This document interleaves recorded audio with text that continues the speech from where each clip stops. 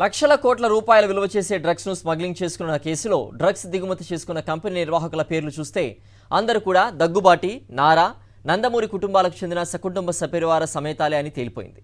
ఈ ఫ్యామిలీ ప్యాకేజీలో ఎవరి పాత్ర ఏంటి, ఎవరి కుట్ర ఎంత, ఎవరి వాటాకి ఎంత వస్తుంది అన్నవి సిబిఐ దర్యాప్తు పూర్తయితే కానీ తెలియదు. కేంద్రంలోని బీజేపీతో టీడీపీ జనసేన పొత్తు ఖరారయ్యే అవకాశాలున్నాయన్న సంకేతాలు రావడంతోనే బ్రెజిల్ నుంచి భారీ మొత్తంలో డ్రగ్స్ స్మగ్లింగ్కి ఆర్డర్ పెట్టినట్టుగా తెలుస్తోంది. అసలు బీజేపీతో పొత్తు కోసం చంద్రబాబు అంతగా వెంపర్లాడింది కూడా ఇలా డ్రగ్స్ దిగుమతి చేసుకుంటే ఇబ్బందులు లేకుండా చూసుకోవచ్చన్న వ్యూహమే కారణం కావచ్చంటున్నారు. విశాఖ పోర్టుకు డ్రగ్స్ వచ్చాయి. భారీ డ్రగ్స్ కంటైనర్ను పట్టుకున్నారు. ఆ వెంటనే టీడీపీలోని కీలక కుటుంబాల గుండెల్లో భారీ షిప్పులు పరిగెత్తాయి. కొంపలంటుకున్నాయని అర్థమైంది. ఎన్నికల వేళ అడ్డంగా దొరికిపోయామని చంద్రబాబు, పవన్ కళ్యాణ్, దగ్గుబాటి పురంధేశ్వరిలకు అర్థమైపోయింది. ఏం చెయ్యాలో పాలుపోలేదు. సిబిఐ తమ వాళ్ల పేర్లు బయట పెట్టడానికి ముందే మనమే ప్రభుత్వంపై బురద జల్లేస్తే పోలా అనుకున్నారు చంద్రబాబు. అంతే, ఓ ట్వీట్ చేసి పారేశారు. దాన్ని లోకేష్ కంటిన్యూ చేశారు. మనం ఖాళీగా ఉంటే ప్యాకేజీ రాదని పవన్ కళ్యాణ్ కూడా రంగంలోకి దిగిపోయి డ్రగ్స్ ను అరికట్టాలని తడుముకోకుండా డైలాగ్ వేశారు. ఏపీ ప్రజలంతా తమ మాయలో పడిపోతారని, వెర్రి మొకాల్లా నమ్మేస్తారని చంద్రబాబు అనుకుంది. అయితే అది కాస్త బెడిసి కొట్టింది.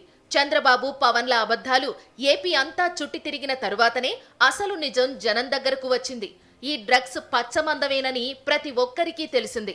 చంద్రబాబు నాయుడి వదిన, ఏపీ బీజేపీ అధ్యక్షురాలు దగ్గుబాటి పురంధేశ్వరి బంధువర్గమంతా డ్రగ్స్ డీలర్షిప్ తీసుకున్నారా అన్నంతగా డ్రగ్స్ దిగుమతి చేసుకున్న కంపెనీలు, వాటి బ్రాంచీల నిర్వాహకులంతా పురంధేశ్వరి ఆత్మ బంధువులే ఉన్నారని లోకానికి తెలిసిపోయింది. అట్లాగా కంపెనీల్లో ఎవరున్నారని తెలిస్తే అంతా ఈ కుటుంబాల దగ్గరగా ఉండేవాళ్ళు, బంధువులు. సాక్షాత్తు ఈమె చంద్రబాబు నాయుడు వదిన, ఇప్పుడు BJP state president Purandeswari, NT Rama Rao గారి కుమార్తె. ఆమె కొడుకు ఒక కంపెనీలో ఉన్నాడు. ఆమె వియ్యంకుడు ఆ కంపెనీలోనే పార్ట్నర్ అనుకున్నారు. వాళ్ళు ప్రమోట్ చేసిన కంపెనీనే తర్వాత డివైడ్ అయింది. ఒక్కొక్కరు ఒక యాక్టివిటీ చూసుకుంటున్నారు. బయటకు వచ్చి మేము అటాక్ చేసి వీడు సంజయ్ శివాల్ వాళ్ళు, టీడీపీ వాళ్ళు, అట్లాంటి వాళ్ళు ఉల్టా ముందే అందుకొని హడావుడిగా రాత్రి నుంచి పొద్దున్న నుంచి ఉదరగొడుతున్నారు. టీడీపీ నేతలు, పచ్చ మీడియాలు కలిపి డ్రగ్స్ వ్యవహారాన్ని ప్రభుత్వానికి అంటగట్టేందుకు ప్రయత్నించారు. ఏపీ పోలీసులపైన అడ్డగోలు ఆరోపణలు చేశారు. కాకపోతే ఏపీ పోలీసులు ఎలక్షన్ కమిషన్ నియంత్రణలో పనిచేస్తున్నారని, డ్రగ్స్ కేసును కేంద్రం పరిధిలోని సిబిఐ దర్యాప్తు చేస్తోందని పచ్చమంద పిచ్చగా మర్చిపోయింది. దీన్నే విశాఖపట్నం నగర పోలీస్ కమిషనర్ బట్టబయలు చేశారు. ఈ డ్రగ్స్ కేసు ఏదైతే ఉందో ఇది 100% it is under the purview of CBI, central bureau of investigation అండి. ఢిల్లీ బ్రాంచ్ నుంచి CBI officials have come and they are doing the investigation with the help of customs. ఆ customs officials initially అక్కడ ఇది ఒక private port కాబట్టి అక్కడ మా civil పోలీస్ది ఏమీ అక్కడ జ్యూరిస్డిక్షన్ మా పరిధి లేదు. అక్కడ కస్టమ్స్ వాళ్ళు రిక్వెస్ట్ చేశారు కాబట్టి మా దగ్గర నుంచి లోకల్ పోలీస్ వాళ్ళు వెళ్ళారు. Otherwise we have no jurisdiction of entering in to a private port area అండి. పాలకొల్లులో సంధ్యా మెరైన్ ముసుగులో పురంధేశ్వరి తనయుడు చెంచురాం, చీరాల సమీపంలోని వాడరేవులో పురంధేశ్వరి అల్లుడి నిర్వాకం, ఇంకో చోట పురంధేశ్వరి వియ్యంకుడు ప్రసాదరావు వ్యవహారం. విశాఖలో డ్రగ్స్ ఆర్డర్ పెట్టిన సంధ్య ఆక్వా ఎక్స్పోర్ట్స్ ప్రైవేట్ లిమిటెడ్ అధిపతులు కూనం కోటయ్య చౌదరి, వీరభద్ర చౌదరి. ప్రకాశం జిల్లాలో టీడీపీ ఎమ్మెల్యే దామచర్ల జనార్దన్ తమ్ముడు దామచర్ల సత్య.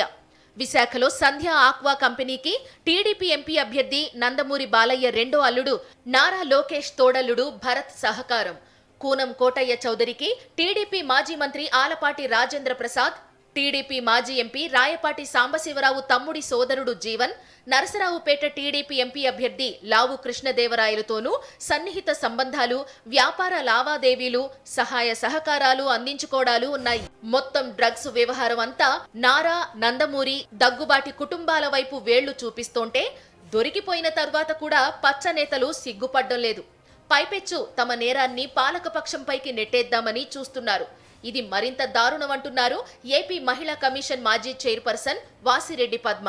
నిన్న కూడా ఇంత పెద్ద ఎత్తున వాళ్ళ కుటుంబంలో ఉన్నటువంటి వాళ్ళు కంపెనీ దిగుమతి చేసుకుని ఇంత పెద్ద ఎత్తున పట్టుబడిన తర్వాత, ఇంత డ్రగ్స్లో ఇరుక్కున్న తర్వాత కూడా తెలుగుదేశం పార్టీ అధినేత చంద్రబాబు నాయుడు, లోకేష్ ట్వీట్ చేశారు. ఇది వైఎస్ఆర్సీపీకి అంటగట్టడానికి ప్రయత్నం చేశారు, అడ్డుకుంటున్నారు ఈ ప్రభుత్వం తరపున కొంతమంది వ్యక్తులు అనేటటువంటి ఈరోజు ఈనాడు బ్యానర్ ఐటమ్గా వేశారు.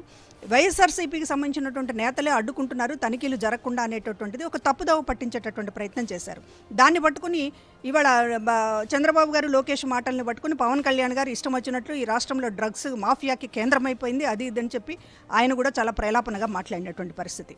అంటే దొంగే దొంగ దొంగ అని అరిచినట్లుగా కేసులో ఇరుక్కున్నటువంటిది, కేసులో ఉన్నటువంటిది సూత్రధారులు, పాత్రధారులు చంద్రబాబు నాయుడు కుటుంబ సభ్యులు, దగ్గుపాటి వారి కుటుంబ సభ్యులు, నారా వారి కుటుంబ సభ్యులు, నందమూరి వారి కుటుంబ సభ్యులు, ఇంతమంది ఈ 3 కుటుంబాలకు సంబంధించినటువంటి బంధువులు, దగ్గర బంధువులు నడుపుతున్నటువంటి ఈ కంపెనీ ఇంత పెద్ద ఎత్తున డ్రగ్స్ని దిగుమతి చేసుకుంటూ పట్టుబడిన తర్వాత కూడా దీన్ని మళ్ళీ ఎదురుదాడిగా జగన్మోహన్ రెడ్డి గారికి అంటగట్టేటటువంటి ప్రయత్నం చేయడం అనేటటువంటిది, అంటే వీళ్ళు నమ్ముకున్నారు ఒక అబద్ధాన్ని బట్టకాల్చి మీద వేసేస్తే సరిపోతుంది అనేటటువంటి సూత్రం మీద ఇవాళ తెలుగుదేశం పార్టీ నడుస్తోంది కనుక విశాఖ డ్రగ్స్ కేసులో కీలక పాత్రధారి కూనం వీరభద్ర చౌదరితో మాజీ మంత్రి ఆలపాటి రాజాకు ఉన్న ఆర్థిక సంబంధాలు చర్చనీయాంశంగా మారాయి.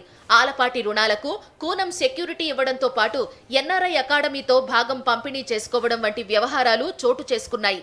2015 అక్టోబర్ 31న ఆలపాటి రాజేంద్ర ప్రసాద్ గుంటూరు అరండల్పేట విజయ బ్యాంక్ బ్రాంచ్లో 2 కోట్లు రుణం తీసుకున్నారు. అదే ఏడాది డిసెంబర్ 9న మరో 12 కోట్లు అదే బ్యాంకు నుంచి రుణాన్ని పొందారు. దీనికి ఆలపాటి రాజా భార్య ఆలపాటి మాధవితో పాటు కూనం వీరభద్రరావు ఎన్ఆర్ఐ అకాడమీ ఆస్తులను తనఖా పెట్టారు. 2021లో కూనం వీరభద్రరావుకు ఎన్ఆర్ఐ అకాడమీకి సంబంధించి పార్టిషన్ దస్తావేజు కూడా నమోదైనట్లు తెలుస్తోంది. కూనం వీరభద్రరావు తమ ఆస్తులను తనఖా పెట్టి 2017లో బ్యాంక్ ఆఫ్ బరోడాలో ఆలపాటి రాజేంద్ర ప్రసాద్కు రుణాన్ని ఇప్పించారు. ఇదే దస్తావేజును 2021లో రద్దు చేసుకున్నారు. దీంతో పాటు మరికొన్ని ఆర్థిక లావాదేవీలు కూడా వీరిద్దరి మధ్య జరిగినట్లు తెలుస్తోంది. మొత్తం అందరినీ ఒకచోట చేరిస్తే అంతా పసుపుమయమే. పైగా అందరూ ఆత్మబంధువులే. వీరంతా విదేశాల్లో జల్సా చేస్తూ సన్నిహితంగా సంతోషంగా ఉన్న ఫోటోలు ఇప్పుడు సోషల్ మీడియాలో వైరల్ అవుతున్నాయి. ఎటూ తప్పించుకోలేని విధంగా వారు దొరికిపోయారు. సిబిఐ దర్యాప్తు సాగే కొద్దీ ఒక్కొక్కరు అరెస్టు కాక తప్పదంటున్నారు న్యాయరంగ నిపుణులు.